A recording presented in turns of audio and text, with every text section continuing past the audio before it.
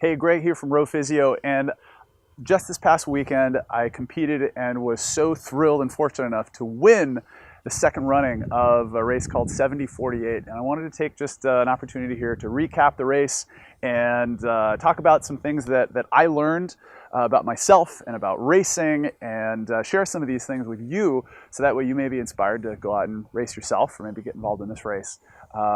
Or take these lessons with you as you prepare for a subsequent race.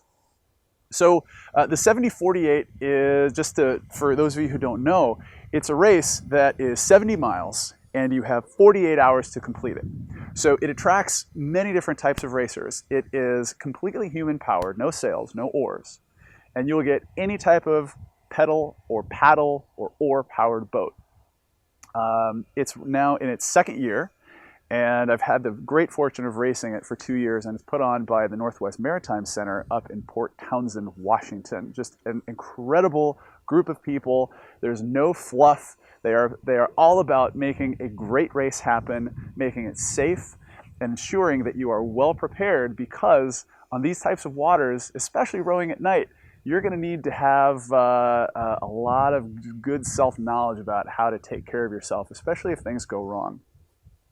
So the race itself, 70 miles, and it's all on the Puget Sound, which is actually technically a fjord, and it's a giant body of water that starts south of, where the race starts south of Seattle, and you head north up past Seattle and then around the corner to a town called Port Townsend, which is just a number of miles away from the Pacific Ocean. So you're very much potentially at the mercy of the weather gods. Because it starts later in the day, this year was at 7 p.m., last year at 5 p.m., you have to be ready to row through the night.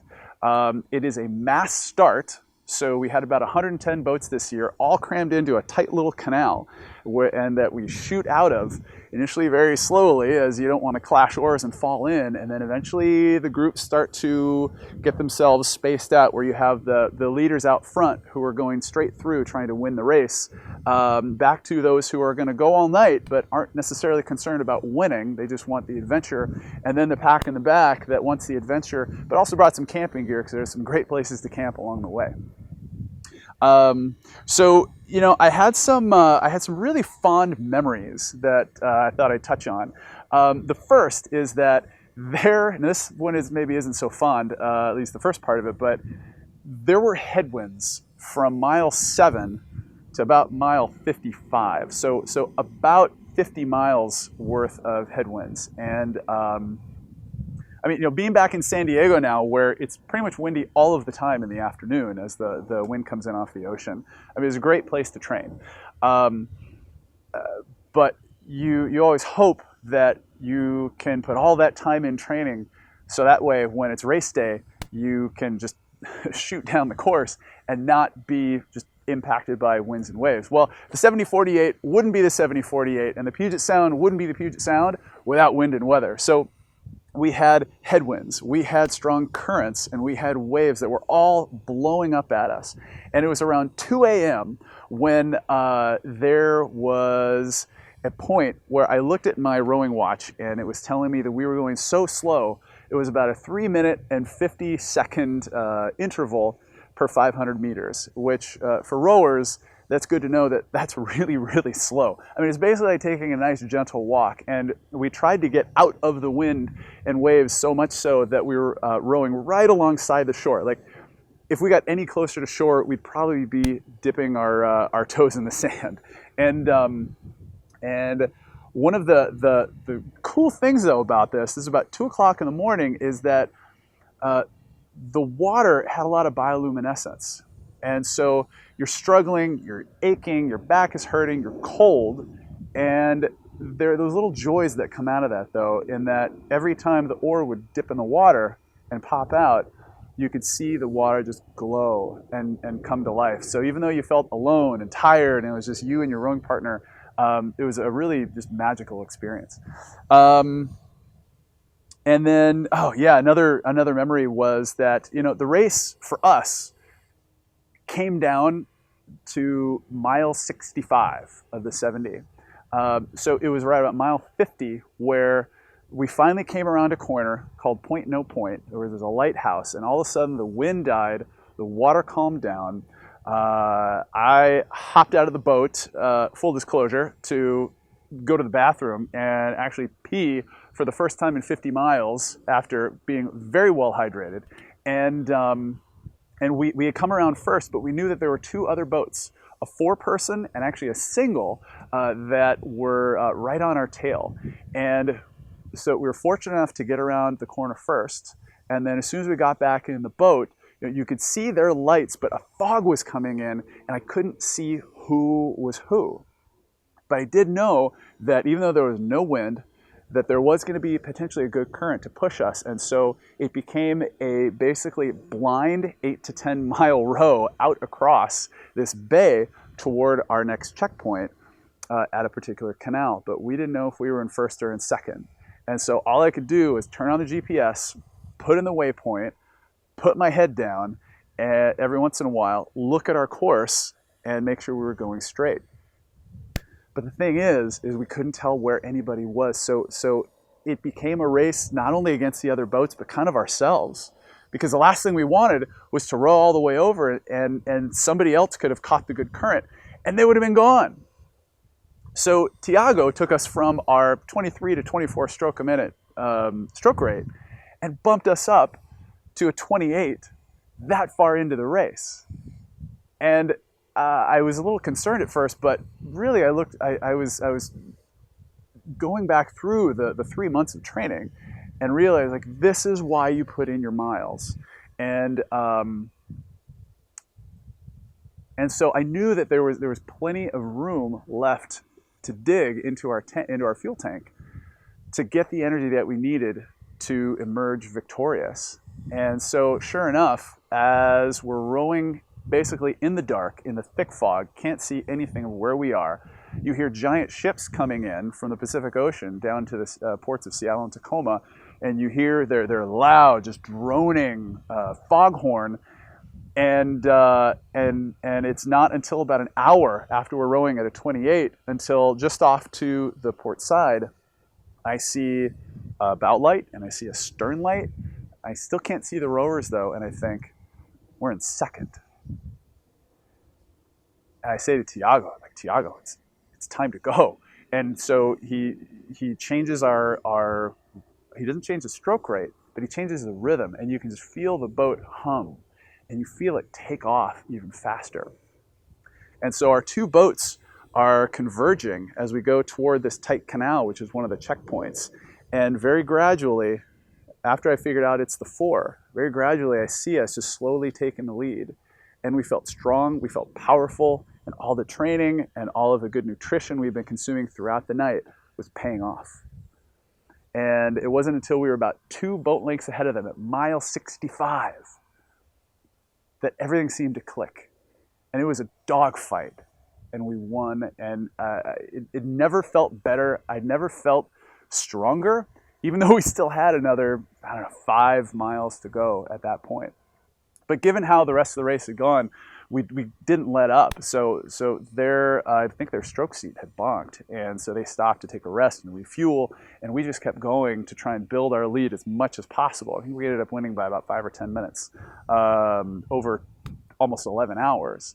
And so it was a really, really good lesson in knowing that if you're ever in a race like that, in any race, that falling back on your training is going to be the number one thing that you always have to know and trust, is that you made a commitment to yourself, you made a commitment to your team, you put goals down on paper, and then out of those goals came your training plan, which you followed as close to a T as you could, despite the fact that we're busy every single day.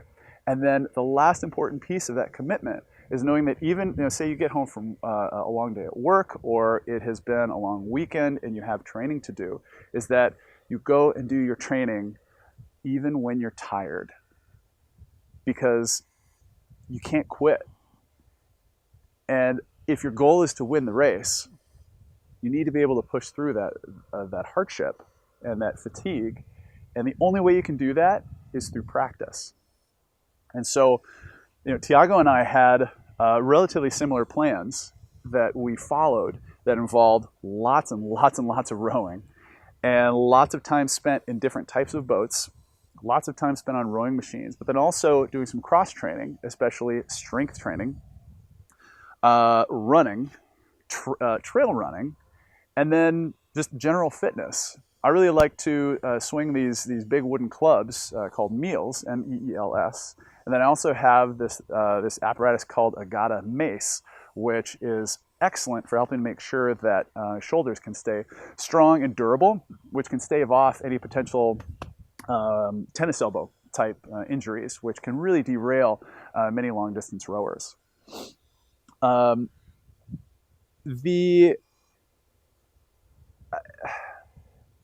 think the other important item of note here is that no matter how many times you do a race, or no matter how many times you do any sort of event, the preparation that you put in for your body is key, but also the preparation in terms of having a checklist of what you have to do on the big day is vital. So, pilots, when they're heading out for every single flight, they have a pre-flight checklist that they have to go through. Everything from a small Cessna to a giant Boeing 787. Every pilot, every co-pilot, everybody on board has a task. And for rowers, it's exactly the same. And I made a huge mistake that almost cost us the race. I was responsible for making sure that the boat was ready to go.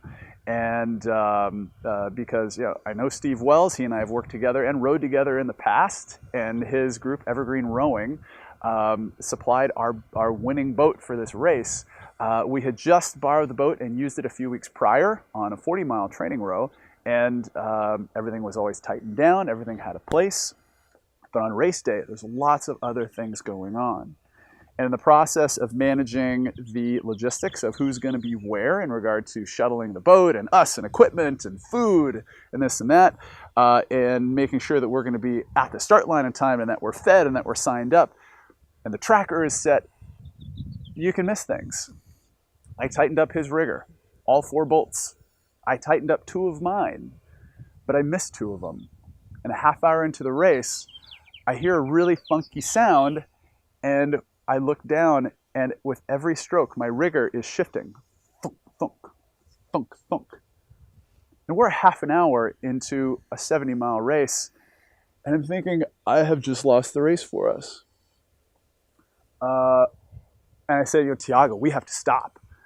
And I bent down, I opened up my dry bag where I put my tools, and instead of having my 2 usual tools that I put in there, I haphazardly grabbed 1 crescent wrench instead of a couple of the box wrenches that I usually use for this task.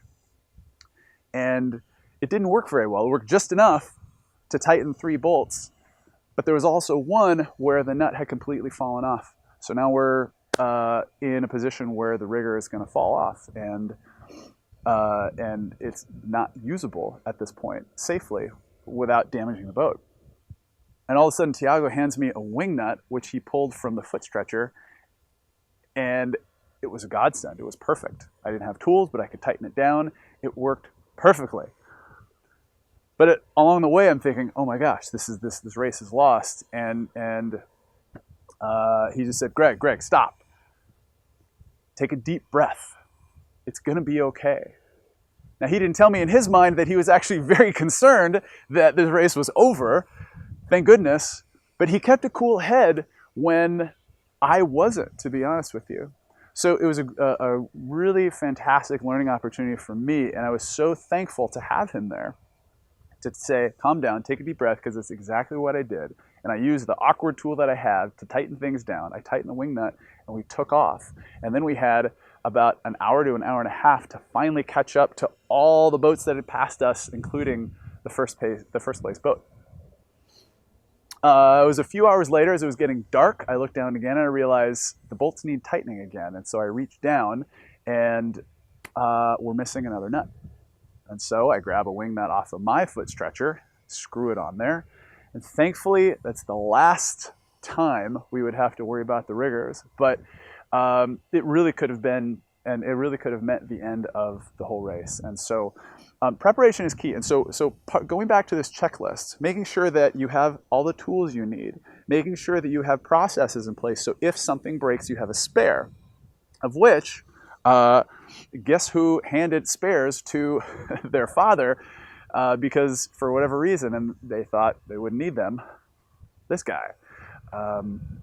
Making sure that you have all of your required nutrition in place and ready to go and easy to grab. Well, thankfully we did that because that was Thiago's responsibility. He was well prepared for that.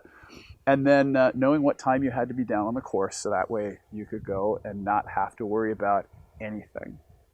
And so even for a race where there's not very many moving parts, there aren't a ton of things that need to be in place for success, to have that list ready that you can check off and know confidently that you have everything you need, that's vital.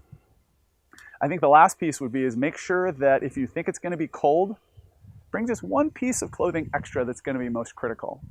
And for rowers, especially if you're going to be rowing at night, or paddlers too, the one piece of equipment that I love is actually a neck warmer.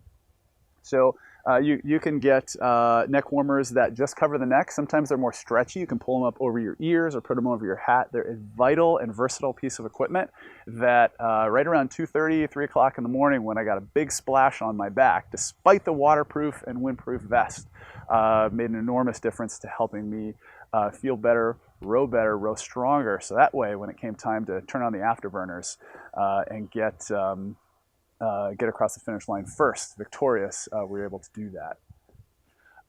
So the 7048 is an incredible race, and I encourage every single one of you to get out there and try something you've been thinking about doing for a long time, because it's experiences like these where you learn a lot about yourself, you get to meet new people, and without these experiences, life gets pretty boring.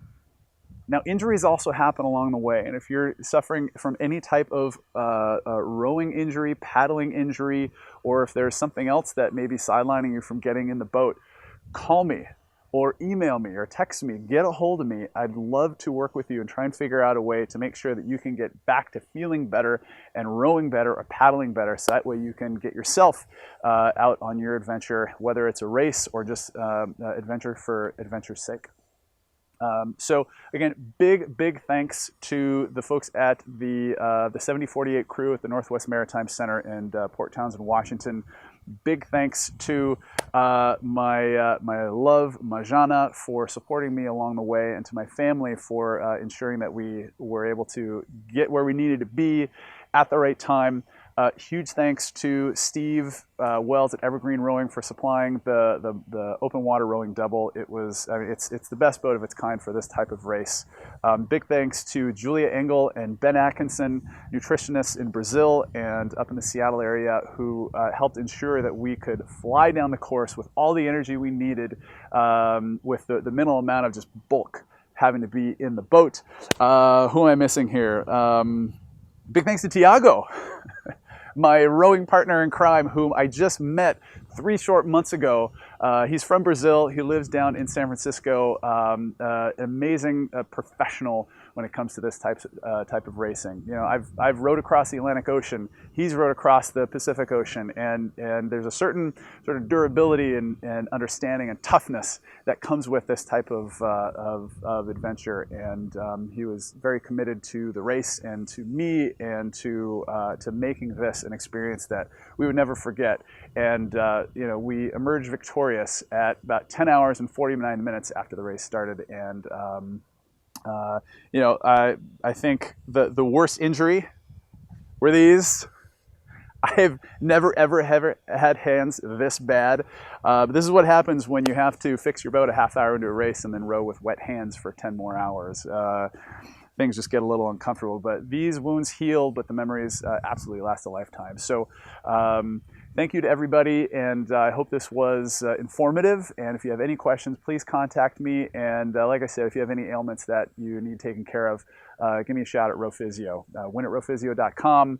You can contact me at Facebook and on Instagram, as well as give me a call, 619-363-2227. Looking forward to hearing from you.